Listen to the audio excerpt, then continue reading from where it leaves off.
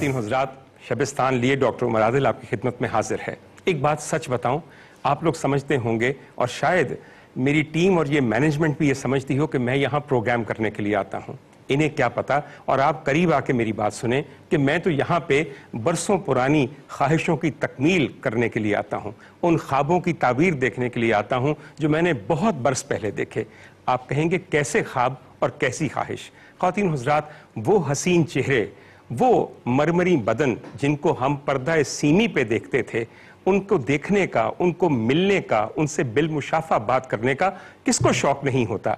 इसी शौक की तकमील, इसी ख्वाहिश का मिल जाना और इसी ख्वाब की ताबीर कम से कम मेरे लिए और मेरी नस्ल के आप में से देखने वालों के लिए शबिस्तान में होता है। ख़वातीन हज़रात, आज जिस खातून को मैंने ख़ास तौर पे अपने शबिस्तान में मेहमान किया है, उनके साथ उनकी जिंदगी की तो बहुत सी यादें वाबस्ता होंगी। मेरे जैसे लोगों की भी पूरी जिंदगी की एक रील चल जाती है, इसलिए कि जिस जमाने में उन्होंने फिल्मों में कदम धरा, मेरी नस्ल को भी होश आ रहा था और फिर उनके साथ साथ साथ हम बड़े होते गए। अगर उन्होंने मोहब्बत का गीत गाया तो हमने जाना कि मोहब्बत इस जादू का नाम है। अगर उन्होंने आंसू बहाए तो हमें पता चला कि अच्छा, दुख और हिजर इसे कहते हैं। और फिर इसके अलावा कौन कौन से जज्बात की उन्होंने तशरीह करके हमारे सामने पेश नहीं किया। My generation is completely indebted to women like the guest that I have today in Shabistan, इसलिए कि इन्होंने जीने का सलीका सिखाया और आज तक हम इनसे बहुत कुछ सीख रहे हैं। ये और बात है कि इनको कभी सही टैलेंट और हुस्न की पहचान नहीं हुई, वरना हम सिर्फ इनके परस्तार थोड़ी रहते, इनकी हिदायत में काम करते या इनके साथ काम करते। ख़वातीन हज़रात, मेरे साथ मौजूद हैं, किस मोहब्बत से और किस एहतराम से नाम लूँ, अदाकारा, हिदायतकारा और हमारी मुहतरमा संगीता बेगम साहिब। Madam, so kind of you to come. बिल्कुल आप आई हैं ना तो यादों की बारात भी आ गई है। अभी आप देखिएगा, यहाँ बाजा निकाल के निकलेगी, आपको भी बहुत सारे दुल्हा दिखाई देंगे और हम भी बहुत कुछ शादियाने उसमें सुनेंगे। आपके लिए मैडम, आपकी फिल्मों के गाने जब हम देखते हैं तो बहुत बड़ा चैलेंज था कि किन को चुने और किन को छोड़ दें। फिर जितनी उम्दा आवाजों ने आपके लिए प्लेबैक किया है, हमें एक बेइंतहा सुलझी हुई और मंझी हुई गुलकारा जो आज के दौर से ताल्लुक रखती हो, हमें चाहिए थी। सो आई चोज साइमा मुमताज। इंतहाई उम्दा, इंतहाई सुलझी हुई आवाज है। मैडम, अब आप आ गई हैं तो यकीन कीजिए मेरा इन तकल्लुफात में जाने को बिल्कुल दिल नहीं करता। छूटते ही मेरा दिल करता है मैं पहला सवाल आपसे करूं। मैडम जी, इस प्रोग्राम की तैयारी के सिलसिले में मैंने आपकी चूंकि सारी फिल्में अपनी कलेक्शन में रखी हुई हैं तो मैंने देख रहा था। खैर, उस वक्त जो मेरे दिल की हालत थी और जो मेरी आंखों से रवां था, मुझे बताने की जरूरत नहीं। Madam ji, when you look back, क्या वो चेहरा याद आता है जिसके ऊपर $1,000,000 स्माइल थी? वो बदन याद आता है कि बिल्कुल तौबा शिकन था? या वो एनर्जी याद आती है? किस चीज के जाने का अफसोस होता है? किसी चीज के जाने का अफसोस नहीं होता। वाह वाह। क्योंकि अल्लाह मियां ने जो चीजें बनाई हैं, जिस वक्त के लिए बनाई हैं, उसको अप्रिशिएट करना चाहिए। बचपना था, एंजॉय किया, जवानी थी, एंजॉय किया, अब बुढ़ापे को एंजॉय कर रही हूँ। मैडम, बुढ़ापा भी नहीं है, अभी बिल्कुल मिडिल एज है। बिल्कुल मैडम जी, मैं कई दफा ये बात कह चुका हूँ कि अगर ये एटीट्यूड टुवर्ड्स लाइफ हो तभी इंसान जांबर हो सकता है, बिल्कुल, वरना बीते दिनों की तस्वीर देख के लोग घंटों रोते रहते हैं। रोते हैं हम, बिल्कुल। अच्छा मैडम, मान गए चेहरा भी माशाल्लाह कायम है, खुदा ने सेहत, जिंदगी, हर चीज कायम रखी हुई है। जरा हम थोड़े से खाते पीते लोग हैं, फैल गए तो उसमें क्या बात है? बिल्कुल, दुनिया सड़ने वाले सड़या करन सानू की। बिल्कुल, और क्या। हाँ बिल्कुल मैडम, और मैंने अभी थोड़ी देर पहले पाए खाए हैं और ऐसा उम्दा मजा आया, सरूर आ गया। उन वैसे होर गया कि सन को कीचड़ी यही तो थोड़ी ऐसे खाब ना आके।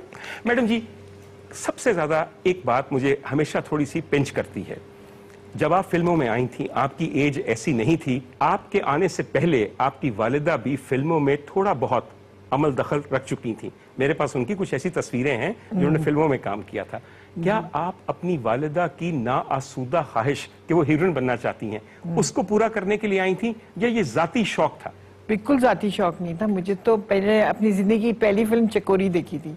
अच्छा, चकोरी। तो वो भी स्कूल में लड़कियों ने बहुत कहा कि बड़ी अच्छी फिल्म है, तो जिद की अपने माँ बाप को कि हमने फिल्म देखनी, वरना वो हम लोगों को ताले में डाल के, उस जमाने में माँ बाप ना ताले में बच्चों को बंद करके जाते थे फिल्में देखने। बिल्कुल बिल्कुल। तो जब बहुत लड़कियों ने सहार किया तो मैंने भी देखी वो फिल्म, पहली फिल्म थी मेरी वो। और उसके बाद कोई शौक कोई नहीं था बिल्कुल भी। पढ़ने का बहुत शौक था, अम्मी को मेरी शौक था बहुत ज्यादा। क्योंकि हमारे रिश्तेदार थे जिनका निगार अवार्ड निकलता है, तो वहाँ सारे स्टार्स को उन्होंने देखना, तो उनकी ये ख्वाहिश थी कि मेरी बेटी भी एक फिल्म स्टार बने। उस वक्त मेरी उम्र ही 12.5 साल की होगी। तो रहमान साहब एक आर्टिस्ट और डायरेक्टर प्रोड्यूसर थे, वो हमारे घर आए खाना वाना खाने, दावत की हुई थी। अम्मी को शौक होता था जो आर्टिस्ट आना है उसकी दावत करनी है। तो उन्होंने जब मुझे देखा, मैं स्कूल से आई बस्ता पकड़े हुए, उन्होंने कहा ये मेरी फिल्म की हीरोइन। उस जमाने में फिल्मों में बहुत छोटी उम्र की लड़कियों को हीरोइन लाते थे, और इस तरह पहली फिल्म मेरी कंगन हुई, उससे पहले कुछ भी नहीं। और नाम अब फिल्म में काम किस तरह किया, वो जो उसने कहा आइए आ जाइए घर आप ही का है। मैं गौर से उसको देखती रही और वैसे ही मैंने कर दिया, बिल्कुल अपनी तरफ से कुछ भी नहीं किया, क्योंकि शौक ही नहीं था। उनका ये जो कह रहा है टीचर है ये मेरा, तो इसने जो कहना है मैंने यही करना है, इस तरह वो फिल्म बनी। भाई वाह मैडम, लेकिन कम से कम पहली फिल्म से ये पता चल गया कि आप डायरेक्टर की डायरेक्शन बहुत गौर से सुन के उसको अदा करती हैं, जो मेरे ख्याल में एक अदाकार के लिए बहुत जरूरी है। बहुत जरूरी है। और मैंने जितने भी डायरेक्टर के साथ काम किया उनको देखा कि वो क्या कर रहे हैं, कौन से लेंस से काम कर रहे हैं, ट्रॉली कब चल रही है, क्रेन कब चल रही है। तो खुद ब खुद मुझे शौक पैदा हुआ।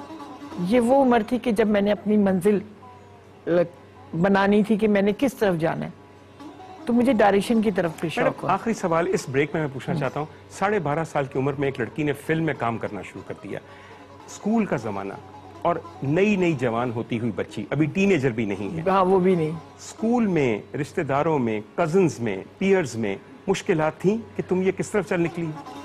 जाहिर है अम्मी अब्बू को तो सारे रिश्तेदारों ने छोड़ दिया था इस बात पे कि क्यों फिल्मों में कराए। उस जमाने में तो बहुत बुरा समझते थे, तो हम लोग भी छोड़ छाड़ के लाहौर आ गए। और जब प्राइवेट इम्तिहान में देती रही, 9-10 तक ही दिया बस, उसके बाद फिर पढ़ाई कहाँ थी, फिर तो फिल्में ही फिल्में थी बस। और बहुत फिल्मों में कास्ट हुई मैं यहाँ लाहौर में, और उसी जमाने में ये अमन फिल्म भी थी। खातिन हज़रात, आपने मैडम की बात पे शायद गौर किया हो कि फिल्में देखने वालिदैन तब जाते थे जब बच्चों को घर में कुंडी ताले के अंदर बंद करके, बच्चों का फिल्मों में जाना बहुत बुरा था। अगर कोई बच्ची फिल्मों में चली जाती थी तो घर वाले पूरा खानदान गैरत मर्दाना जगा के नाराज होकर अलहदा हो जाते थे। ये और बात है कि जब बच्ची शोहरत याफ्ता और दौलतमंद हो जाती थी, सारे वापस आ जाते थे। फिर ये कहेंगे वो है ना, वो हमारी बहन की बेटी है या वो फलाने की बेटी। मैं हमेशा कहता हूँ, लोग जब पाकिस्तानी फिल्मी सनत के जवाल का जिक्र करते हैं तो मुख्तलिफ वजूहात बताते हैं। कोई ये नहीं कहता कि हमारी मुनाफिकत अपने फनकारों की तरफ, अपने फिल्मी सितारों की तरफ, अपने गुलकारों की तरफ दरअसल इस तबाही का सबसे बड़ा सबब है। 350 सिनेमा हॉल में बैठे हुए जो सारे फिल्म बीन देख रहे होते हैं, वो बाहर निकल के अगर हीरोइन को, फिल्म वालों को, गाने वालों को बुरा समझेंगे तो इससे बड़ी कोई मुनाफिकत या इससे बड़ा कोई तजाद है? जरा गौर कीजिए ख्वातीन हजरात, मैं ये प्रोग्राम करता हूँ, बुनियादी तौर पे एक डॉक्टर हूँ। आपको क्या पता कि डॉक्टर जो मरे जाते हैं टीवी पे आने के लिए, वो कैसी कैसी बातें इसी मुनाफिकत की वजह से इस कदर उम्दा लोगों के मुतल्लिक कहते हैं, जिन्होंने हमारी जिंदगियों में सिर्फ मोहब्बत की जबान और मोहब्बत का बयां घोला है। ये ब्रेक ये सोचने पे गुजारिए, अपनी मुनाफिकत खत्म करेंगे ना तो बहुत से रवैये खुद ब खुद ठीक हो जाएंगे। मुख्तसर वक्फा है आपके सोचने के लिए और दोबारा हम आपकी खिदमत में हाजिर हैं।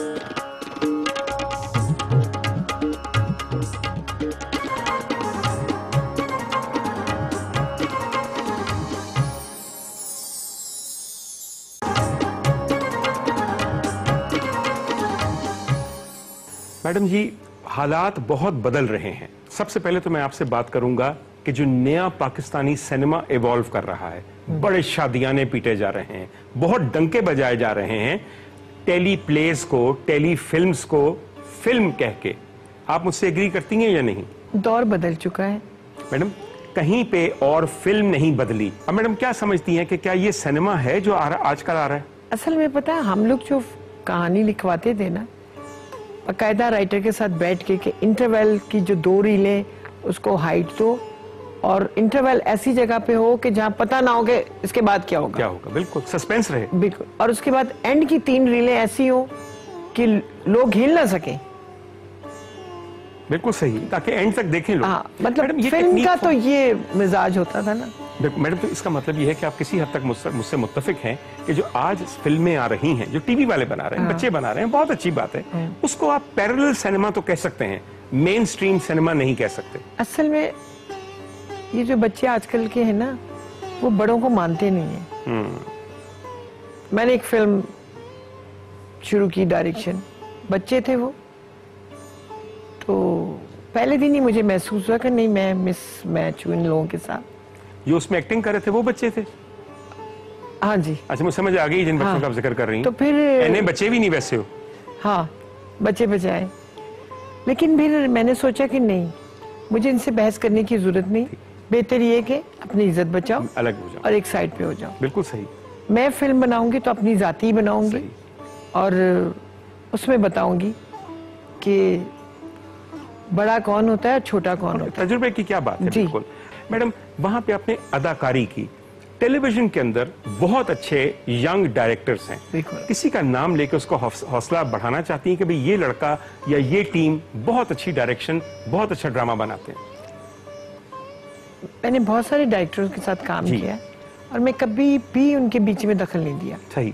सिर्फ अपना काम किया, अपनी एक्टिंग की, और दैट्स इट। बहुत अच्छे लोग हैं जिनके साथ मैंने काम किया। एक मेरा भी एक रिश्ते ड्रामा था, बहुत चला वो, और 1.5 साल चलता रहा, और 1.5 साल 250 एपिसोड में मैंने। अच्छा मैडम, मेरा एक दोस्त है, उसके साथ आपने काम किया होगा, उसका नाम है फसी बारी खान। क्या ख्याल है एज ए राइटर, और मजर मोइन एज ए डायरेक्टर?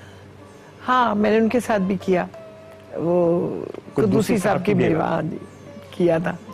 बहुत बोल्ड थे डायलॉग, और वो रोल मुझ पे सूट भी नहीं करता था, लेकिन मैंने किया, काम है ये तो। अच्छा, आप पे क्यों नहीं सूट करता था? बड़ा अजीब सा रोल था वो, मेरे मिजाज के बिल्कुल मुख्तलिफ था। मैडम, यही तो फिर अदाकारी होती है। बिल्कुल वाकई। मैडम जी, मिजाज के अलावा मैं सिर्फ ये पूछ रहा था, फिल्म के अंदर जब आप हीरोइन थी, हीरोइन के 3-4 शोबे होते हैं, उसमें से एक बहुत अहम होता है सॉन्ग पिक्चराइजेशन, यानी कि डांस करना। मैडम, वो आपके दिल के करीब था या मिजाज से जरा हटके बस ये ना पूछे, जब कहीं गाना या डांस आता था मेरी जान अजाब में आ जाती थी। बिल्कुल। एक तो डांस नहीं आता था बिल्कुल। एक बाबूलाल हमारे कोरियोग्राफर थे ये अमन में, तो उसमें वो कश्मीरी वो गाना था, लोई लोई लोई हत्ता लोई लोई, तो मैं कहूँ लोई लोई लोई हत्ता, वो कहते स्टिक लेके मारी मेरी को, कहते ऐसे नहीं, यूं करो। बिल्कुल। मैं कहा लोई लोई लोई हत्ता लोई। इतनी मार खाई है ना मैंने इस बात पे, मगर मैडम नतीजा अच्छा है, आपके कई डांसेस बहुत खूबसूरत होते हैं। फिर उसके बाद मैंने पप्पू सम्राट हैं, उनके वाली साहब अकबर सम्राट, उनसे कम से कम 6 महीने मैंने डांस सीखा, क्योंकि ना पैर उठाना आए ना कुछ आए, मतलब पता ही नहीं था बिल्कुल। हमारे तो खानदान में दूर दूर तक सोच भी नहीं थी कि कोई लड़की डांस करेगी बाहर निकल के। तो वो शुरू की 3-4 फिल्में थी ऐसी बुरी जिसमें मुझे कुछ नहीं आता था डांस, फिर मैंने सीखा। अब ये देखिए कि हमें अपने काम के लिए कितनी कुर्बानियां देनी पड़ती। यकीनन देनी पड़ती मैडम, किसी चीज के अगर आप आए हो, आपने मंजिल को पहुंचना है, तो आपको वो सब कुछ करना पड़ेगा जो चल रहा है, और वो सीख के फिर मैं। मैडम, बातों के अंदर अंदर मैं चाहता हूं कि एक इंसर्शन साइमा के गीत की आ जाए, ताकि लोगों को ये लगे कि ये गुफ्तगू सिर्फ आज करंट अफेयर्स की नहीं हो रही, एक बहुत रंगीन औरत की बारे में बातें हो रही हैं। मैडम जी, जिंदगी इतनी संगीन है कि आप जैसे रंगीन लोगों की बातें भी बिलाखिर संगीन हो जाती हैं। बेटा, अब कौन सा गाना शामिल कर रही हैं? जी, मैं आपको सुनाने लगी हूँ दिल आशिक तेरा सजना। वाह वाह, अजमा लें जद अजमाना। वाह वाह वाह।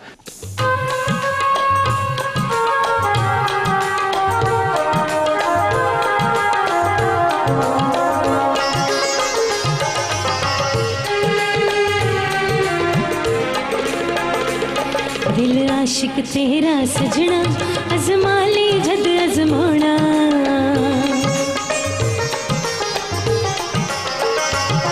दिल आशिक तेरा सजना, अजमा ले जद अजमाना। दिल आशिक तेरा सजना, अजमा ले जद अजमाना। तेरा प्यार मेरी जिंदगानी, मैं तेनू नहीं भुलाना। दिल आशिक तेरा सजना, अजमा ले जद अजमाना।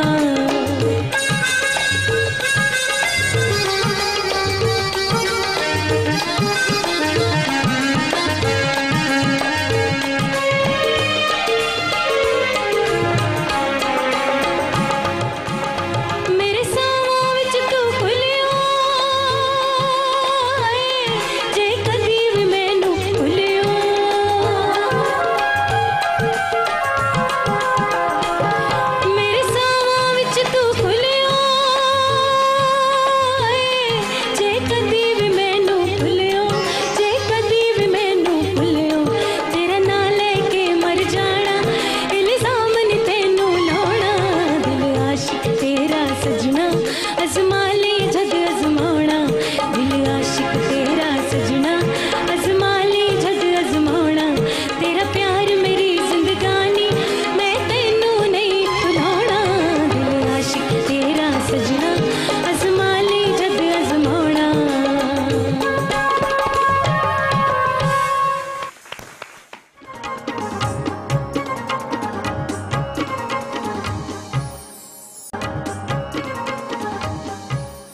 मैडम जी, जाते जाते एक उम्मीद अफसा बात मैं पूछना चाहता हूं, उम्मीद अफसा मेरे लिए भी, आपके लिए भी और देखने वालों के लिए भी।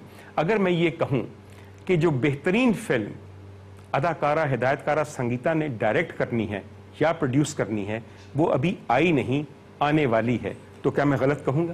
बिल्कुल सही कहेंगे। और मैडम वाकई मैं ये दुआ के साथ कह रहा हूँ और बेहतरीन ख्वाहिशात के साथ कह रहा हूँ। मुझे यकीन है कि जिंदगी के जिस दौराहे पे अब हैं और जिंदगी ने जैसे अपने आप को आपके सामने खोल के रख दिया है, जो फिल्म अब आप बनाएंगी वो बाकी तमाम फिल्मों से यकसर मुख्तलिफ और बहुत बेहतर होगी इंशाअल्लाह ताला। मैडम एक छोटी सी बात, उसके लिए नए अदाकार लेंगी आप? कुछ नए कुछ पुराने, इस सारी तरह बात ही नहीं mix समझ रही, मेरी लाइन पे आ ही नहीं रही, मैं क्या करूं अच्छा, मैं सब समझ साहिबा, इनको रही कुछ हूं। समझाओ बेटा। मैं सब समझ रही हूँ आपकी बात। मैडम समझती सब हैं लेकिन कोई इकरार नहीं करती, वैसे यही आपकी अक्लमंदी है। बिल्कुल मैडम, ये जो मुस्कुराहट है ये मैंने आज से 45 साल पहले भी देखी थी, इसकी ताजगी कम नहीं होती। जिंदगी ने कितने दुख, कितने जख्म नहीं दिए होंगे यकीनन, मगर इसकी ताजगी ये मत बोले। अच्छा मैडम, दिए होंगे बिल्कुल, दिए नहीं हैं। तो मैडम फिर भी ये ताजगी क्यों कायम है? ये क्यों लगता है कि एक बच्चा मुस्कुरा रहा है? इसमें मकर, रियाकारी और फरेब क्यों नजर नहीं आता? क्या बताऊं, अगलों को समझ ही नहीं आता था। बिल्कुल सही बात है मैडम। अगर मुझे आपने कोई एडवाइस देनी हो जिंदगी गुजारने के बारे में, रिश्ते निभाने के बारे में, तो मेरी बड़ी बहन होने के नाते, हो सकता है मैं आपसे उम्र में बड़ा हूं, मगर मैडम आप हर काम में वैसे मुझसे बड़ी हैं, इसलिए मैं एहतरामन कह रहा जी, जी। हूं, ये माहो साल का फेर नहीं है। एक एडवाइस हमें क्या देंगी? जिंदगी में कितने भी दुख आए, कितनी भी तकलीफें आए, सिर्फ अपने खुदा पे यकीन रखिए और हंसते रहिए। बेशक मैडम। बस। और मैडम एक बात उम्मीद वाली और बता जाइए, वक्त एक सा नहीं रहता, बुरा भी गुजर जाता है ना। अच्छा वक्त नहीं रहता तो बुरा भी नहीं रहता। बिल्कुल, और मैडम यही फेर है जिंदगी का। बिल्कुल। यही है। हम चाहते हैं कि आखिर में हम ये अमन का वो गीत शामिल करें जो आज भी कश्मीर लिबरेशन का तराना है, जुल्म रहे और अमन भी हो, और इंशाल्लाह जीत हमारी ही होगी। इंशाल्लाह होगी मैडम। बिल्कुल, जिस तरह वक्त एक जैसा नहीं रहता, हाँ। तसल्लुत भी एक जैसा नहीं रहता। मैडम अगर मैं गलत नहीं कह रहा तो इसकी धुन ए हमीद साहब ने बनाई थी ए हमीद और इसका साहब। लिखा था हबीब जालिब साहब ने। जी बिल्कुल। हाय मैडम, जवानी की तरह हाफसा भी 4 दिन की मार है, जितनी देर कहूं इस्तेमाल कर लो। लाइए जी, हम इसको शामिल करें और यकीनन हमारे देखने वाले अपने दिल के और अपने कौमी अजाइम के करीब इस गीत को पाएंगे। आइए शामिल।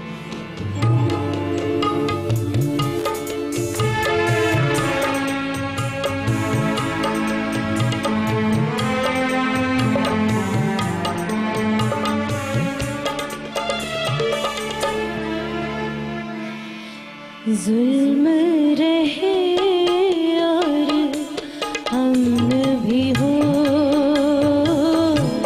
जुल्म रहे और अमन भी हो, क्या मुमकिन है तुम ही कहो, तुम ही कहो,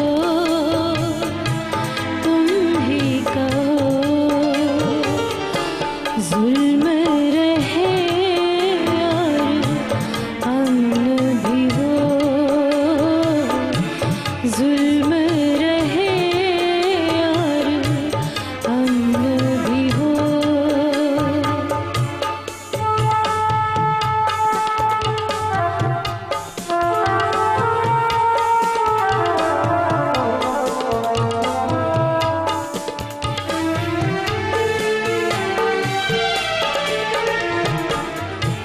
हंसती गाती रोशन